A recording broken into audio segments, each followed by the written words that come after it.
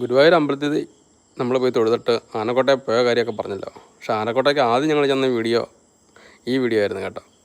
ഞങ്ങൾ കയറി അങ്ങ് ചെന്ന് കഴിഞ്ഞപ്പോൾ തന്നെ ആദ്യം കണ്ട ആനയെന്ന് പറയുന്നത് ഗുരുവായൂർ നന്ദൻ ബോർഡൊക്കെ അവിടെ വെച്ചിട്ടുണ്ട്. നന്ദൻ നിൽക്കുന്നതാണ് ഞങ്ങൾ ആദ്യം കണ്ടത് കേട്ടോ.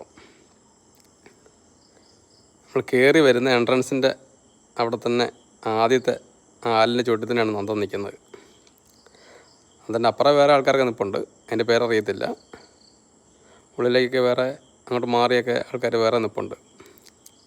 പക്ഷേ ഫസ്റ്റ് നമ്മൾ കയറി വന്നപ്പോൾ കണ്ടത് നന്ദനെയാണ്. അങ്ങനെ ഒരാളത് ഇവിടെ നിൽക്കുന്നുണ്ട്.